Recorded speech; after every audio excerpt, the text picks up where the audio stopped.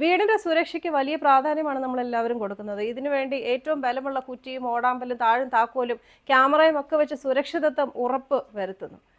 പുറത്തു നിന്ന് നമ്മുടെ അനുവാദമോ അറിവോ കൂടാതെ മറ്റാരും നമ്മുടെ വീടിനകത്തേക്ക് കടക്കാതിരിക്കാൻ വേണ്ടിയാണ് നമ്മളിത് ചെയ്യുന്നത്. എന്നാൽ ബൈബിളിൽ പറയുന്നത് നമ്മളോട് പോരാട്ടം നടത്തുന്നവർ, നമ്മൾ പോരാട്ടം നടത്തേണ്ടവർ ജഡരക്തങ്ങളല്ല, മനുഷ്യരല്ല എന്നതാണ്. അതീവ ശക്തിയുള്ള ആത്മീയ തലത്തിലുള്ള ദുഷ്ടാത്മാക്കളാണ് പല ഭവനങ്ങളും നശിപ്പിക്കാൻ വേണ്ടി ആ ഭവനങ്ങളിലേക്ക് വരുന്നത്.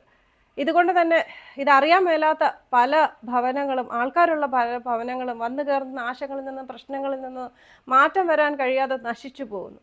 നമ്മുടെ വീടുകൾ വാസസ്ഥലത്തിൽ നിന്ന് ദൈവ ശക്തിയുള്ള കോട്ട ഉള്ള ആത്മീയ കോട്ടകളായിട്ട് മാറ്റാൻ ആദ്യമേ എല്ലാവരും ശ്രമിക്കേണ്ടത് തന്നെയാണ്. പ്രാർത്ഥന, ദൈവത്തിന് മഹത്വവും സ്തുതിപ്പും കൊടുക്കുന്ന ഭവനങ്ങൾ, ദൈവത്തിൻ്റെ സ്തുതിപ്പ് ഉയരുന്ന വീടുകൾ, ദൈവവചനവുമായിട്ടുള്ള ബന്ധം പുലർത്താൻ അതീവ താല്പര്യം കാണിക്കുന്ന മനുഷ്യർ, ഇവയൊക്കെയാണ് ഒരു വീടിനെ ആത്മീയ കോട്ടകളായിട്ട് മാറ്റുന്നത്. നിങ്ങളുടെ വീടുകൾ മോടിയുള്ളതോ മോടി ഇല്ലാത്തതോ ആയിരിക്കട്ടെ, ചെറുതോ വലിയതോ ആയിരിക്കട്ടെ, പക്ഷെ അതൊക്കെ ഈ വാസസ്ഥലം എന്ന ഡെഫിനിഷനിൽ നിന്നും ദൈവ ശക്തിയുള്ള കോട്ടകളായിട്ട് ഉയർത്താൻ ശ്രമിക്കുക.